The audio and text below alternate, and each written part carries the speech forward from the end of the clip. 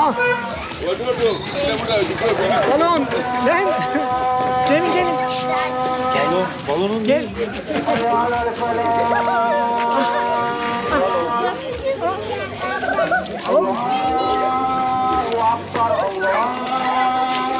Hocam ne güzel hediye oldu ya. Var mı daha? Gel. Şef. Yes. Hah.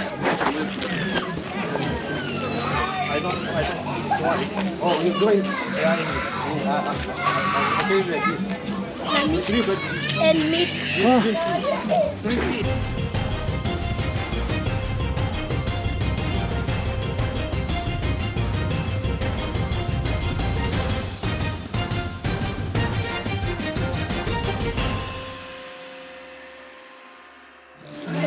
Arkadaşlar videoya hoş geldiniz. Şu an Kenya'nın başkenti Nairobi'de. Buranın en tehlikeli ve en güvensiz olduğu söylenilen... Salama! How are you? En tehlikeli ve en güvensiz olduğu söylenilen Gecekondu mahallesine geldik. Buranın ismi Kibera. Buraya Büyükelçilikteki Buraya Büyükelçiliğimizdeki din hizmetleri müşavirimiz olan Fatih Bey ile birlikte geldik. O buradaki bağlantıları sayesinde bize güzel ve güvenli bir Kibera ziyareti ayarlayabileceğini söyledi. Şimdi arabayla mahallenin ortasına geldik. Gezmeye başlayacağız. İlk başta burada inşa ettikleri bir cami ve altında yaklaşık 320 metreden çıkarttıkları büyük bir su kuyusu var. Bu camiyle ve bu caminin tepesiyle şöyle Kibera'ya bir bakarak başlayalım. Daha sonrasında birazcık ara sokaklara, evlere girip burada yaşanan gerçek hayatları bir görüp şahit olacağız. Videoya tekrardan hoş geldiniz. Hello. How are you? Ha? Doğu Afrika'nın en gelişmiş şehri olan Nairobi'den gökdelenlerin ve lüks hayatın içinden yola çıkıp göreceklerim karşısında şok olacağım Kibera'ya gidiyoruz.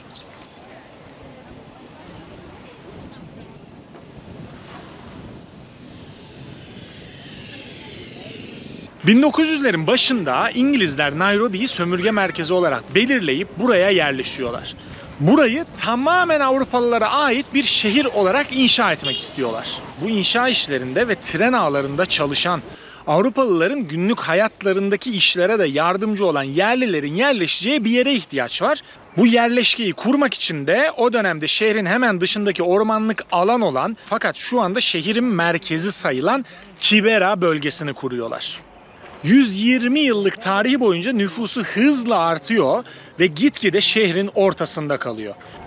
En son resmi sayım 2009'da yapılmış ve 170 bin kişiye kadar sayılabilmiş. Şu andaysa 2 milyon civarında insanın Kibera bölgesinde yaşadığı düşünülüyor. Bu da Kibera'yı Afrika'nın en büyük ve dünyanın ikinci büyük gecekondu mahallesi yapıyor. Kenya'nın her yerinden ve her etnik gruptan insanın birlikte yaşadığı Kibera, çoğunluğu çinkodan yapılmış evlerden oluşmasına rağmen aylık kiralar 10 dolar ile 100 dolar arasında değişiyor. Bu nedenle genelde 4-5 aile minicik evlerde hep bir arada yaşıyorlar ve buradan günlük işlerini halletmek ve çalışmak için Nairobi'nin içlerine dağılıp akşamları tekrar evlerine geliyorlar. 2009 yılında Kenya hükümeti Kibera'nın tamamını yıkıp herkesi yeni yapacakları apartmanlara geçirmek istiyor ve 9 yılda bitmesi planlanan bir proje hayata geçiriliyor. Bu projeyi hayata geçirdikten sonra fark ediyorlar ki Kibera şehrin tam merkezinde ve tahmin ettiklerinden çok daha kalabalık bir şehir. Bu da projeyi inanılmaz yavaş ilerletiyor. Eğer proje şu ana kadarki hızıyla devam ederse tamamlanmasının 1200 yıl alacağını söylüyorlar.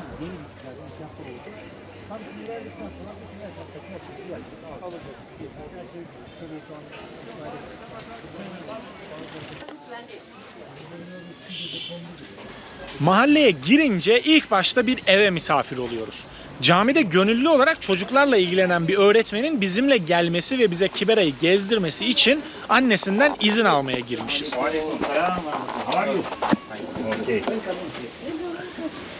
Selamünaleyküm. Waalaikumsalam.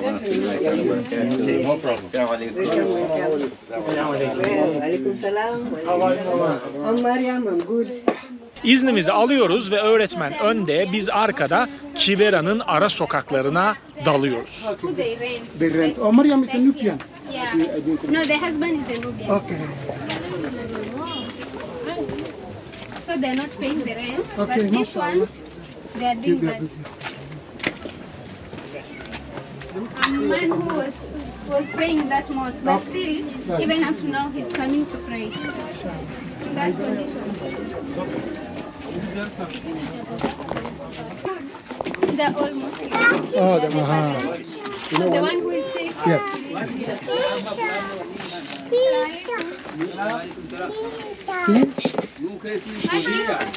Hello.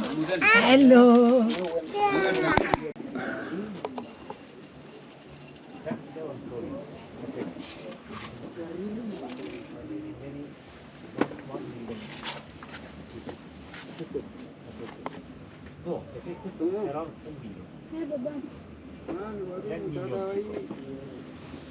Asante sana baba. Bye bye.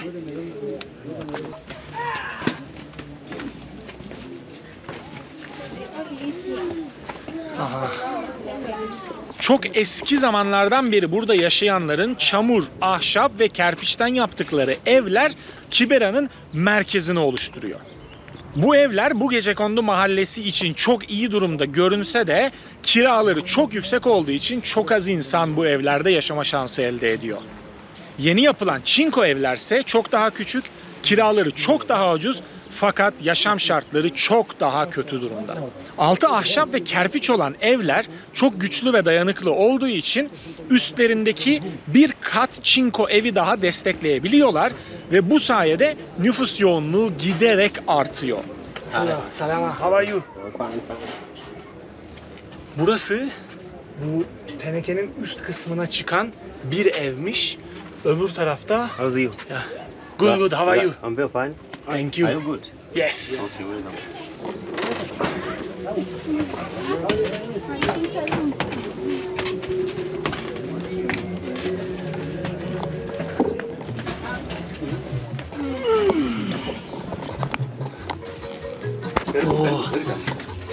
Selamünaleyküm. Karibu sana. Naturuhusu tuingie? Karibu, karibu. Sindi tupo. Karibu, karibu. Thank you. Okay. Hello. Welcome, welcome. Hello. Sorry, kuya, kuya. Welcome, my friend. Oh.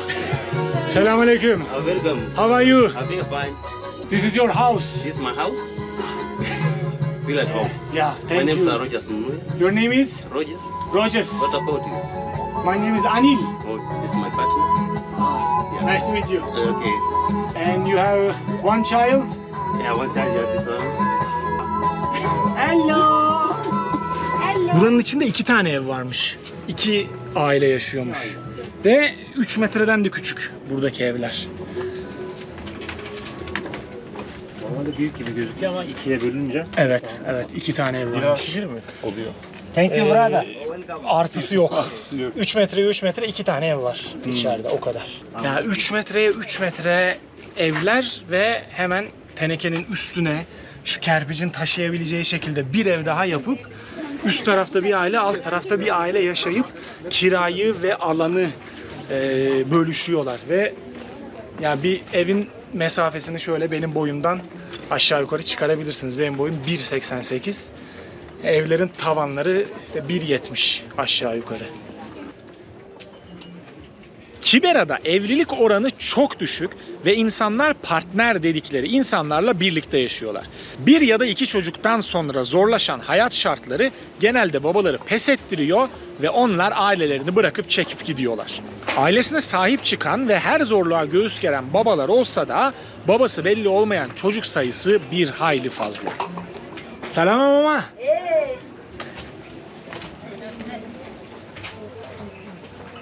Burası da başka bir sokak aslında. Ya bunların hepsi birer sokak. Try and tell me.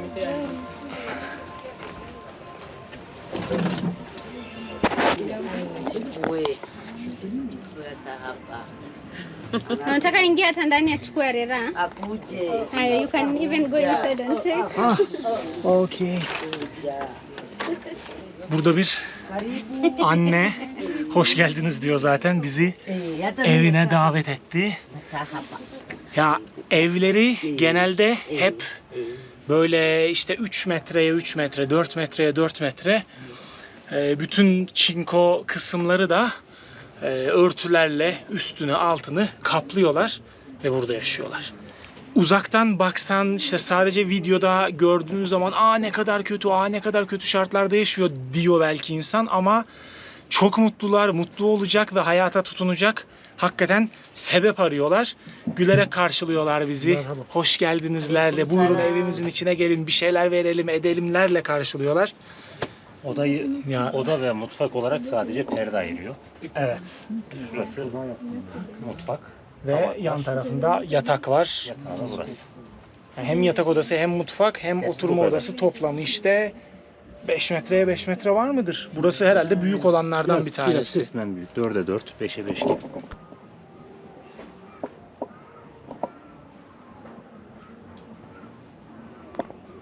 Mama, this is your kitchen. Kitchen. You cook. Jikoni. Na So good. jikoni, nyumba yangu ya kulala hiyo. Bedroom. Bedroom, sitting room hii. Aha. Jikoni ndio hiyo bedroom ya kulala hiyo. And you cook here. Çık çık çık. So good. And she also has Kama iko tapiga tu, kama hakuna nakaa tu. she has a kiosk there where she sells vegetables outside there. I'll show you when we go. Oh, Okay. she cooks here and she sells. Yeah. Dışarıda küçük bir böyle dükkanı varmış bu ablanın ve burada bu mutfakta pişirdiği yemekleri dışarıda satarak hayata tutunuyor ve 2 tane çocuk büyütüyormuş. Your name is Hatice. Hadija. Hatice, Hataca. Hadija. Aha. Hapana Hadaja. Naribu ni Hadija. Hadija, Annenin adı Hatice Hadija. ve 2 tane küçük böyle okula gitme yaşında çocuğu varmış. Eşi ölmüş. Bu evin içinde pişirdiği yemeklerle, dışarıda bunları satıp edindiği, kazandığı parayla o 2 tane çocuğu okutuyor. Ve 2 çocuğa kendisi bakıyormuş ve bu evde yaşıyorlar. Buna rağmen o çocuklar okuyacak, o çocuklar hayata tutunacak diye canını dişine takıp çalışıyor burada insanlar. Asante sana mama. Asante. Karibu sana.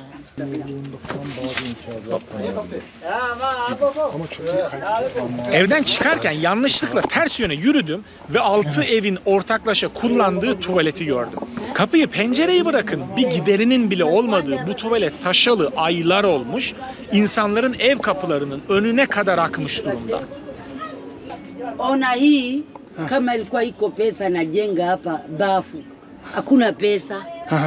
Sisi naoga tu na sijiti nachukua tu hapa. Hakuna pesa. Kama ilikuwa iko najenga hapa, naweka simiti, naweka hii plasta basi. Na sijiti hapa, na choo hapa. Hakuna. Naingia tu hapo tu. Ona mchafu tu. Hakuna namna. Lakini Allah alhamdulillah tu. Kama uzima, nafsi muzima. İnşallah. Alhamdulillah. Ben kokudan burada duramıyorken insanların burada bir ömür geçirdiklerini düşünmek yüreğimi dağılıyor.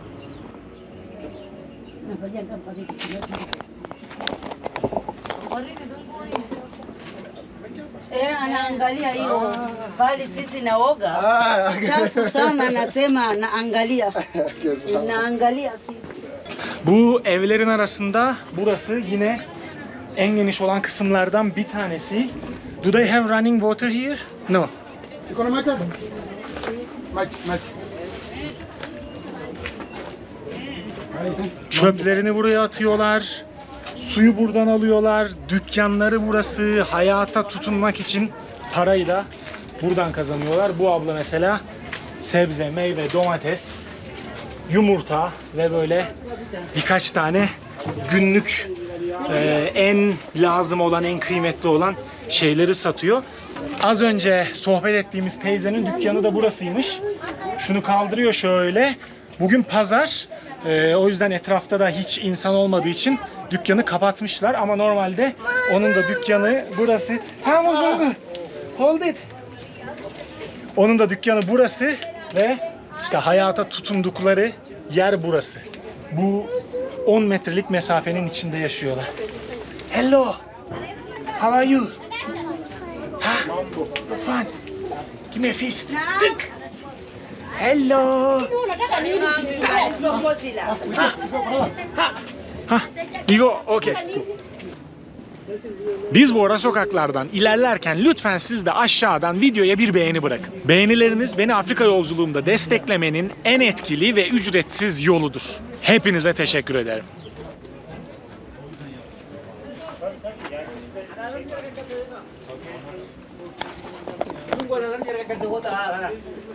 Le.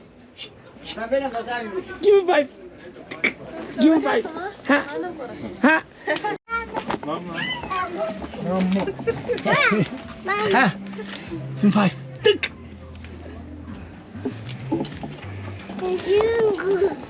Ya muzungu. Muzungu ne dedi? Afrika'nın en yoğun nüfuslu yerlerinden bir tanesi olması ve doğru düzgün araç yolunun olmaması sebebiyle polis, itfaiye ve ambulans gibi devlet hizmetlerinin buraya ulaşması da neredeyse imkansız. Salama. Salama sana. Salama. Gezdiğimiz yerler, gördüğümüz yaşamlar ve konuştuğumuz insanlar bizi öylesine şaşırttı ve derinden etkiledi ki ekibimizdeki kimsenin sesi çıkmıyor. Salama. Aleykümselam.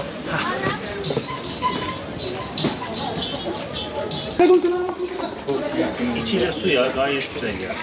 Analiz falan siz mi yaptınız? Burada hepsi güzel. Bütün her şey güzel. Bir şey alabilir. Sen şey yaparken. Lezzetli ama. Alayım mı? Hocam burayı Diyanet Vakfı mı yapmış oluyor? Tabii. Yani şöyle normalde bütün yetki, bütün çalışma her şey Din Hizmetleri Müşavirliğinde. Aha. Fakat Türkiye Diyanet Vakfı ile işbirliği içerisinde yapılıyor. Anladım. Ve bu su dediğiniz gibi 400 metreden 320-330 metre. 320 metre. Evet. Ve ben de ilk kez tadına baktım, tadı gayet hoş. Eller de pis. Risk alıyoruz neyse. Biraz bağışıklığın kuvvetli. Bu su ya bu bölgede gerçekten can. Çünkü ya gördüğünüz ne tuvalet var, ne kanalizasyon var, ne çöple ilgili bir sistem var. Ve burada bu caminin olduğu yerde 320 metreden su getirilip insanlara dağıtılıyor. Hakikaten tam şey ya Pınar doğal kaynak suyu işte musluktan akıyor. Ve burayı Diyanet Vakfı ve Din Hizmetleri Müşavirliği Nairobi Büyükelçiliği bağlantısıyla birlikte bu bölgede açıyorlar ve insanların hizmetine sunuyorlar. Tuvalet, banyo ve cami şu anda kullanıma Açık olduğu için birçok insan şu anda tuvalete ve banyo yapmaya camiye geliyorlar. Bu sudan su oluyor. ya bu bölgede su en kıymetli şey olduğu için tabii ki satılıyor. Ama buradaki su satışa açık değil. Fakat arka tarafta ve insanların duş alması için, abdest alması için ve suyu kullanması için açık kısım varmış ve bu bölgedeki birçok insan gelip ihtiyaçlarını burada gideriyormuş. Ya çok kıymetli bir şey. Vallahi çok etkilendim. Çok. Kız. Hello. Hello. Assalamualaikum baba. Salam warahmatullahi wabarakatuh. Thank you. You live here? No, I live in Kajiado. Ah. Yes, but I was born here. Aha. I was originally, this is my home In Kibera. in Kibra. Here, inshallah. Yes, but I live in Kajiado.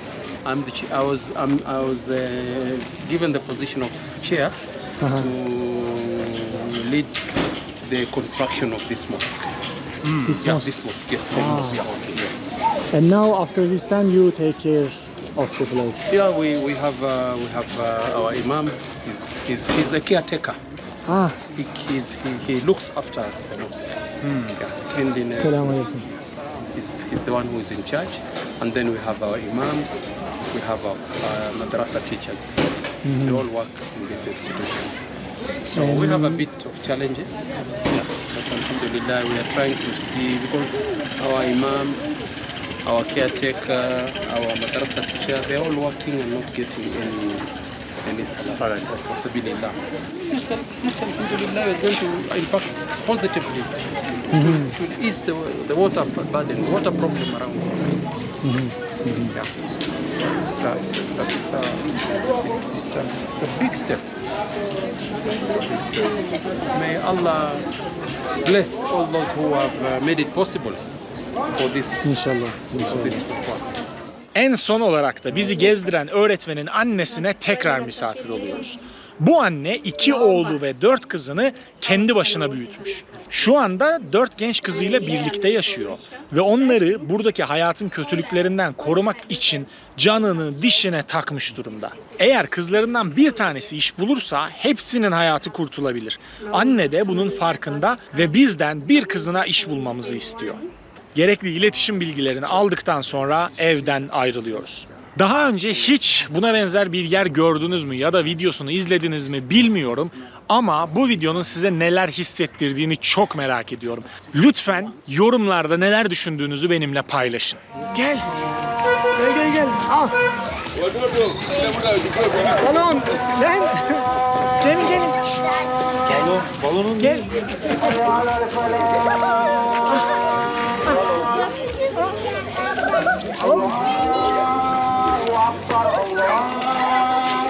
Hocam ne güzel hediye oldu ya. Var mı daha? Gel.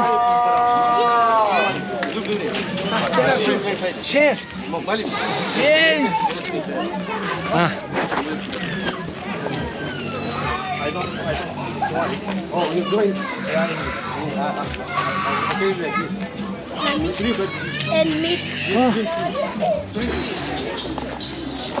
Yani Nairobi'de burada hello mama.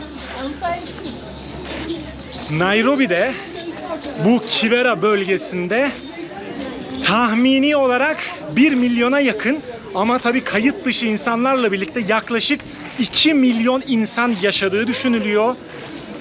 Burası Afrika'nın en büyük gecekondu mahallesi ve işte bazı sokaklarına, evlerine, işte camiye ve birçok farklı noktasına girme, gezme ve görme şansı elde ettik. Ya bu yaşadığımız tecrübe böyle en tehlikeli mahalleye gittim, yok yolun sokağını gezdim gibi bir şey değil. Çünkü burada şahit olduğumuz şey daha çok Kenya gibi bir ülkenin, başkentin ortasında 2 milyon insan ne şartlarda yaşıyor, ne şartlarda hayata tutunmaya çalışıyorlar. Kendilerini her türlü kötülükten nasıl uzak tutmaya çalışıyorlar.